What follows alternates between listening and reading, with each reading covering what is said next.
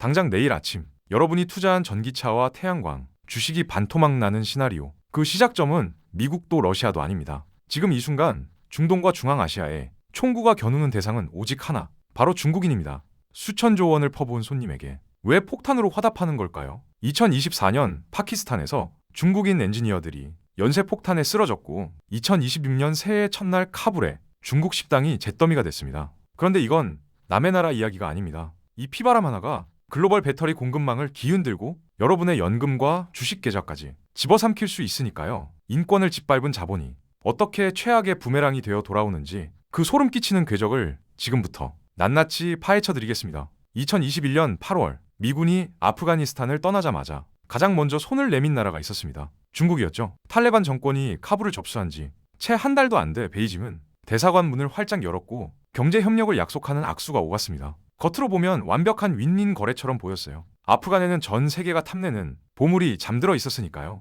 리튬, 히토류, 구리, 아프간 땅속에 묻힌 광물 자원에 추정 가치만 3조 달러, 우리 돈으로 4천조 원이 넘습니다. 전기차 배터리와 첨단 반도체의 핵심 원료가 서울에서 부산까지 거리에 10배가 넘는 광활한 산악지대 곳곳에 흩어져 있는 셈이죠. 중국 입장에선 미국이 20년간 쏟아부은 천문학적 전쟁 비용 없이 수표 몇 장으로 이 노다지를 차지할 절호의 기회였습니다. 그런데 이 거래엔 치명적인 함정이 숨어 있었어요. 탈레반은 국제사회가 인정하지 않는 정권입니다. 서방의 제재로 달러 결제망에서 차단됐고 공식 외교 채널도 막혀있죠. 중국만이 유일하게 현금을 들고 문을 두드린 손님이었던 겁니다. 협상 테이블에서 탈레반이 을이 아니라 갑처럼 행동할 수 있었던 이유가 여기에 있습니다. 다른 선택지가 없으니까요. 문제는 탈레반조차 통제하지 못하는 세력이 있다는 점이었습니다. ISK, 이슬람국가 호라산 지부, 탈레반을 배교자로 규정하고 중국을 이슬람의 적으로 선언한 극단주의 조직이죠. 이들에게 중국인은 가장 값비싼 사냥감이었습니다.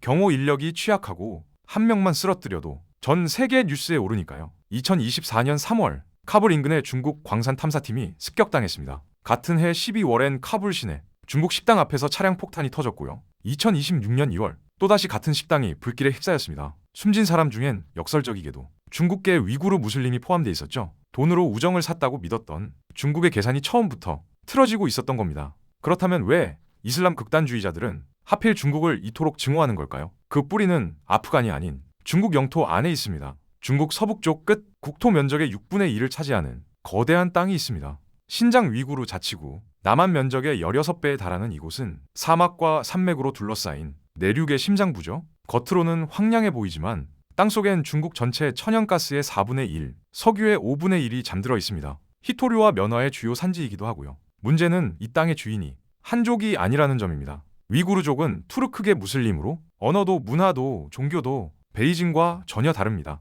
수천 년간 실크로드의 교차점에서 독자적인 정체성을 지켜온 민족이죠. 중국 정부는 이들의 분리 독립 움직임을 국가 안보의 최대 위협으로 규정해왔습니다. 2017년부터 상황이 급변했어요. 위성 사진에 거대한 시설들이 포착되기 시작한 겁니다. 중국 정부는 직업훈련센터라고 불렀지만 탈출자들의 증언은 완전히 달랐습니다. 강제 수용, 사상교육, 가족 분리, 강제 노동, 유엔과 인권단체들은 최소 100만 명 이상의 위구르인이 이 시설에 억류됐다고 추정합니다. 서울 인구의 10분의 1에 해당하는 숫자가 한순간에 사라진 셈이죠. 수용소를 벗어난 사람들의 이야기는 처참했습니다. 하루 12시간 이상 면화를 따거나 공장에서 부품을 조립하면서도 임금은 거의 받지 못했다고 해요. 가족과의 연락은 끊겼고 종교 행위는 금지됐으며 중국어 사용을 강요받았죠. 고향으로 돌아가도 집은 이미 철거되고 없는 경우가 허다했습니다. 이 고통이 분노로, 분노가 복수심으로 바뀌는 건 시간 문제였습니다. 가족을 잃고 고향에서 쫓겨난 젊은 위구르인들 중 일부가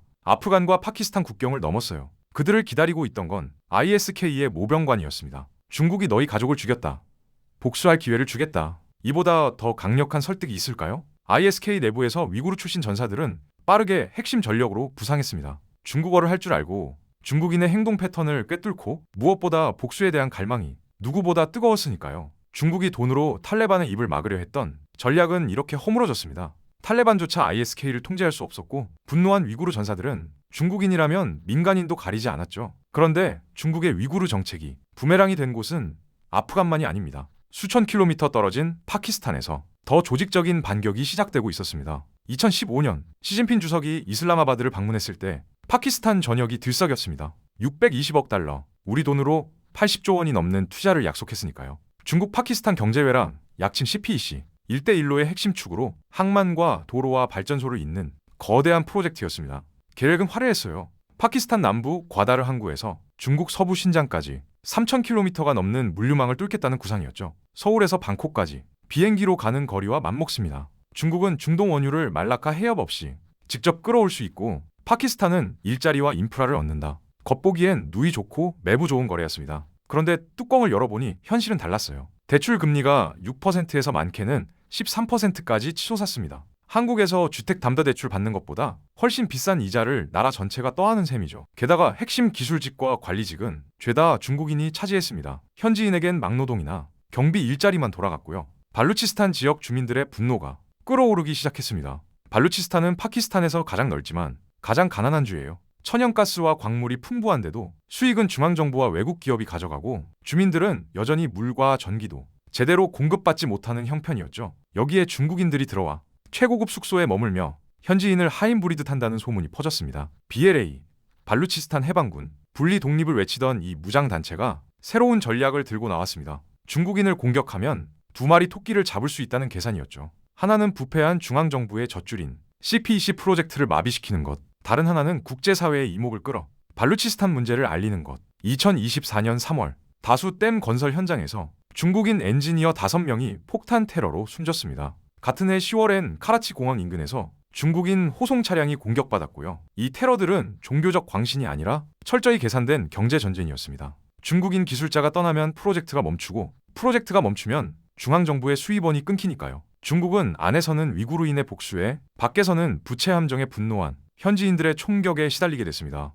그리고 이 이중고에 서방의 제재라는 세 번째 타격이 더해집니다. 2022년 6월 미국에서 하나의 법률이 발효됐습니다. 위구르 강제노동 방지법, 약칭 UFLPA. 이름만 들으면 먼 나라의 인권 문제처럼 느껴지지만 이 법의 파괴력은 상상을 초월합니다. 신장 위구르 지역과 조금이라도 연결된 제품은 미국 땅을 밟을 수 없다는 뜻이니까요. 작동 방식은 이렇습니다. 미국 세관국경보호청 CBP가 수입품의 공급망을 추적해요. 원자재부터 완제품까지 전 과정에서 신장산 부품이나 강제노동의 흔적이 발견되면 통관이 거부됩니다. 증명 책임은 수출 기업에 있고요. 우리 제품엔 강제노동이 개입되지 않았다는 걸 서류로 입증해야 하는데 복잡한 글로벌 공급망에서 이게 쉬운 일이 아닙니다. 2024년 말 기준 UFLPA로 미국 세관에 억류된 화물이 9,700건을 넘어섰습니다. 금액으로는 35억 달러, 우리 돈 4조 7천억 원어치가 창고에 묶여있는 셈이죠. 처음엔 면화와 토마토 같은 농산물이 주요 타깃이었지만 이제는 전방위로 확대됐습니다.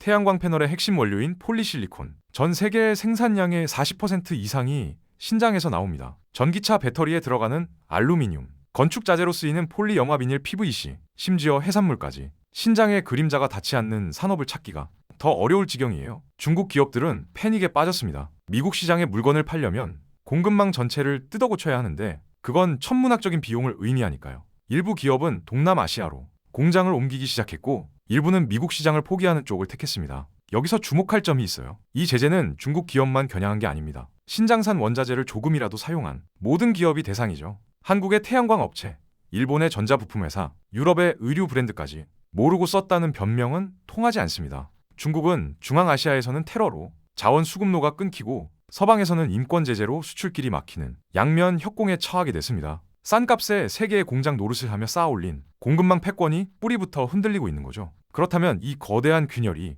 단순히 중국만의 문제일까요? 글로벌 공급망에 깊숙이 엮인 한국 기업들에게 어떤 의미가 있는지 살펴볼 필요가 있습니다. 2024년 초 국내 한 대형 태양광 업체가 긴급 회의를 소집했습니다. 미국 세관에서 자사 제품의 통관을 보류했다는 통보가 날아온 거예요. 이유는 폴리실리콘 원산지 문제, 협력사가 중국에서 조달한 원자재 중 일부가 신장과 연결돼 있다는 의심을 받은 겁니다. 이건 가상의 시나리오가 아닙니다. 실제로 글로벌 공급망에 엮인 한국 기업들 사이에서 비슷한 일이 벌어지고 있어요. 2차 전지, 태양광, 반도체, 의류, 우리가 자랑스러워하는 수출 효자 품목들이 하나같이 UFLPA의 사정권 안에 들어와 있죠. 문제의 핵심은 공급망의 투명성입니다. 글로벌 제조업은 수십, 수백 개의 협력사가 그물처럼 얽혀 있어요. 1차 협력사는 파악할 수 있지만 2차, 3차로 내려가면 원자재가 어디서 왔는지 추적하기가 극도로 어려워집니다. 신장산 면화 한 줌이 섞인 원단이 베트남 공장을 거쳐 한국으로 들어오고 그걸 가공한 옷이 미국으로 수출되는 시기니까요. 한국무역협회의 분석에 따르면 국내 수출 기업 중 상당수가 공급망 전체를 완벽히 추적하는 시스템을 갖추지 못한 상태입니다. 대기업은 그나마 자원을 투입해 대응하고 있지만 중소기업은 엄두도 못 내는 경우가 많아요. 비용도 문제지만 협력사에 당신네 원자재 출처를 다 공개하라고 요구하기가 현실적으로 쉽지 않거든요. 더 큰 문제는 미국의 제재가 갈수록 촘촘해지고 있다는 점입니다. 2024년에는 알루미늄과 PVC, 해산물까지 제재 품목이 확대됐어요. 앞으로 어떤 품목이 추가될지 예측하기 어렵습니다. 전기차 배터리의 핵심 소재인 흑연이나 리튬까지 포함된다면 한국 배터리 3사의 미국 시장 전략 전체가 흔들릴 수 있죠. 기업들 사이에선 두 가지 대응 전략이 나오고 있습니다. 하나는 탈중국, 즉 공급망에서 중국 의존도를 줄이는 것. 다른 하나는 추적 가능성 강화, 원자재부터 완제품까지 모든 단계를 문서화하고 인증받는 것. 둘 다 시간과 돈이 막대하게 드는 작업이에요. 위기는 종종 기회의 다른 얼굴이기도 합니다. 중국 공급망을 대체할 수 있는 국가로 한국이 부상할 가능성도 열려 있으니까요. 하지만 그 기회를 잡으려면 먼저 우리 자신의 공급망부터 깨끗하게 정리해야 합니다. 이쯤에서 한 발 물러나 큰 그림을 볼 필요가 있어요. 중국의 1대1로 전략은 왜 이토록 광범위한 역풍을 맞고 있는 걸까요? 스리랑카의 한반토타 항구를 기억하시나요? 중국 차관으로 건설한 이 항구는 적자에 허덕이다가 결국 2017년, 99년 조차권을 중국에 넘겨야 했습니다. 부채 함정 외교의 교과서적 사례로 꼽히는 사건이죠. 그런데 이런 패턴이 전 세계 곳곳에서 반복되고 있습니다. 중국의 1대1로 전략은 단순한 인프라 투자가 아닙니다. 항만, 철도, 발전소를 지어주면서 정치적 영향력을 확보하고 자원 접근권을 선점하는 복합 전략이죠. 2013년 시작된 이래 140개국 이상이 참여했고 투입된 자금은 1조 달러를 넘어섰습니다. 문제는 이 돈의 성격입니다. 대부분이 원조가 아니라 대출이에요. 금리는 세계은행이나 IMF보다 높고 조건은 더 불투명하죠. 채무국이 원리금을 갚지 못하면 핵심 인프라의 운영권이나 자원 채굴권이 중국으로 넘어갑니다. 잠비아는 구리광산을, 에콰도르는 원유 수출 대금의 상당 부분을, 라오스는 전력망의 핵심 지분을 중국에 내줬습니다.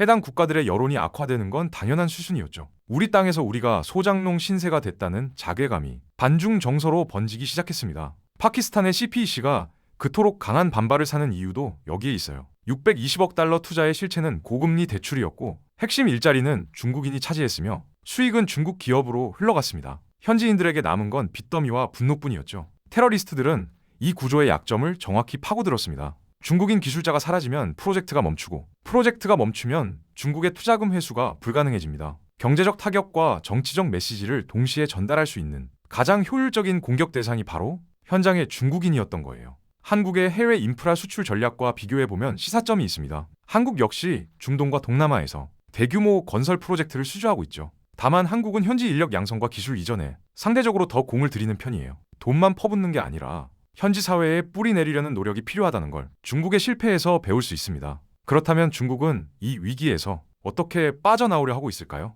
베이징의 전략가들도 바보는 아닙니다.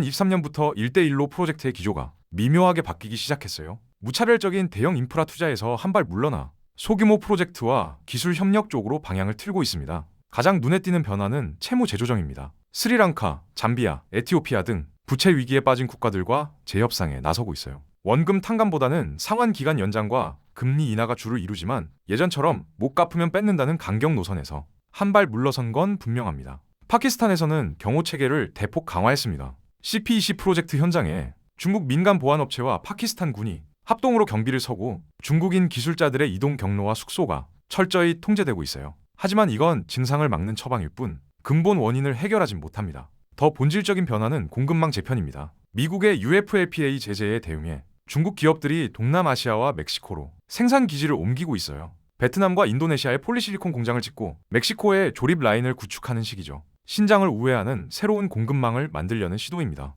그런데 이게 진짜 해결책이 될까요? 미국 세관은 이미 우회 수출을 예의주시하고 있습니다. 원산지 세탁을 잡아내는 기술도 갈수록 정교해지고 있어요. 베트남 공장에서 조립했다고 해도 핵심 부품이 신장에서 왔다면 제재 대상이 됩니다. 위구르 문제 역시 해결의 기미가 보이지 않습니다. 중국 정부는 수용소 운영을 공식적으로 종료했다고 발표했지만 인권단체들은 여전히 강제노동이 지속되고 있다고 보고하고 있어요. ISK 내부의 위구르 전사들이 무장 해제할 이유가 없는 셈이죠. 오히려 새로운 전선이 열리고 있습니다. 아프리카와 남미에서도 반중 정서가 확산되고 있어요. 잠비아에서는 중국 광산 관리자가 현지 노동자들에게 피습당하는 사건이 발생했고 페루에서는 중국 광산 개발에 반대하는 시위가 격화되고 있습니다.